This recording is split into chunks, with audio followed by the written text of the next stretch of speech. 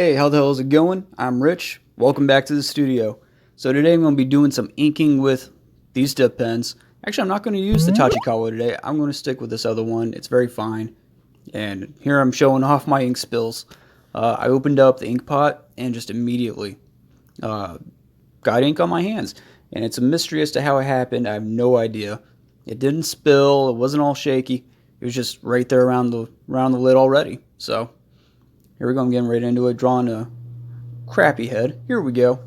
Um, Here's the thing about sketching with ink that I wanted to practice is that it teaches you a sense of permanence and it makes you think before you actually draw. Now, I didn't do that here, but that's what I wanted to practice today because I don't often sketch with ink, and when I start drawing, I often just go right into it. I'm not afraid to make mistakes and put down bad lines and figure it out as I go. I erase all the time and constantly because it's one of my favorite things to do is to just keep on erasing until I get perfect lines. What I need to start doing is practicing perfect lines from the beginning. Um, and that doesn't mean, you know, less erasing and go with imperfect lines. It just means thinking more before I draw because that will also lead to better line quality. So, um, before I go any further, I want to talk a little bit about anatomy and find out exactly who you guys study from when it comes to anatomy and proportions. Because I look a lot at Frank Frazetta, and I think as artists, we just steal from our favorite artists naturally. You know, you're looking at your favorite artists, and you just instinctually, unconsciously take your favorite aspects from those artists and put it in your own art. So I think if you're looking at my art, you probably see a lot of Frank Frazetta. Honestly, a lot of Jim Lee. Well, you probably don't see a whole lot of Jim Lee, but he is one of my favorite artists. And I think I've gotten a little further away from that just because I look at so many different artists. But Frank Frazetta is a huge influence, and obviously Jim Lee was highly influenced by him. I also have a dynamic anatomy book. It's called Dynamic Anatomy by Bern Hogarth. And it was a lucky find. I found that at a thrift store. Wasn't looking for anything in particular. My wife was looking for like chairs and stuff to refinish, and just happened to stumble across it. It was a great find. But who do you guys look at for anatomy and just great figure work? Aside from obviously the greats, you know, Leonardo da Vinci, Michelangelo, those Renaissance guys were on point, and they're always fun to look at. Another one that I think is undervalued today is Charles Stanley Gibson. He has amazing figure work. Amazing figure work. And for the time when he was around, I don't really remember. It was before Norman Rockwell.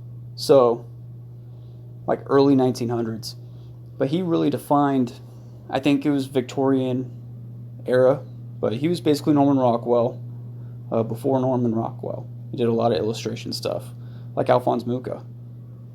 But here I am talking about skeletal structures and how the bone, it's almost like an action figure, just kind of pops into that socket joint.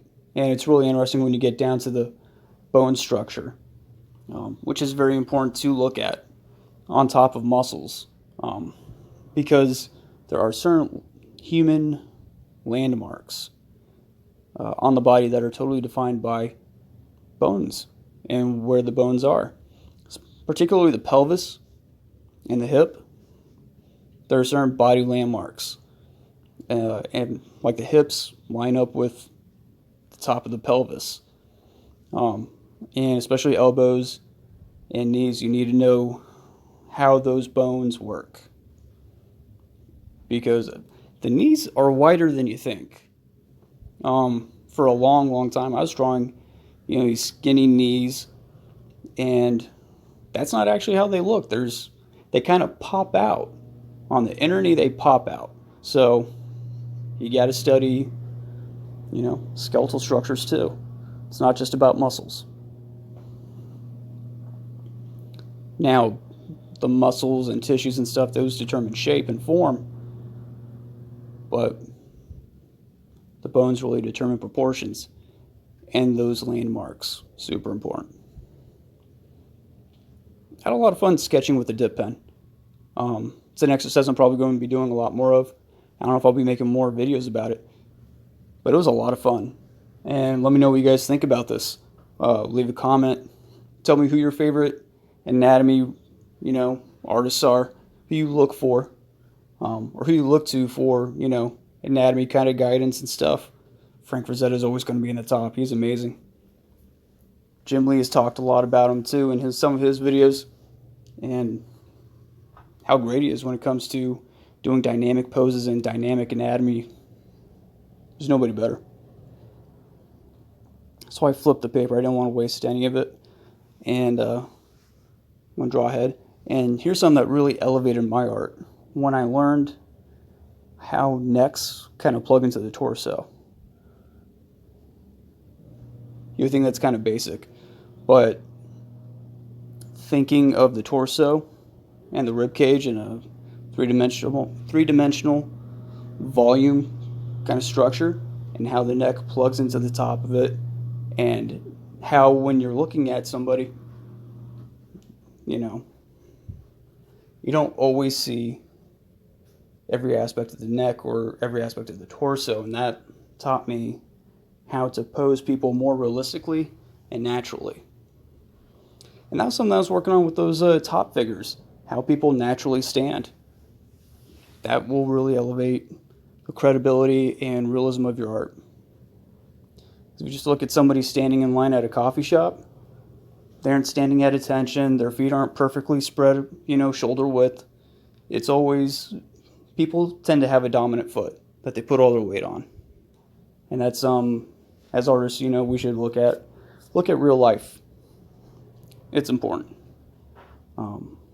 Especially when you draw in a cartoony or anime or comic book style, having those natural poses and having looked at real life will make your stylistic art look more believable.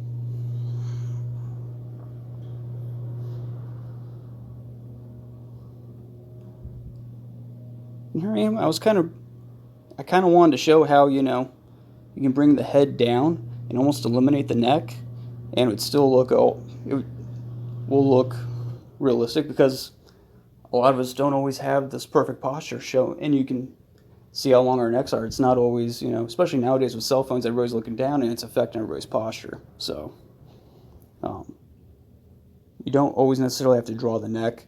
A lot of times the traps will meet up into the head, at least from the perspective.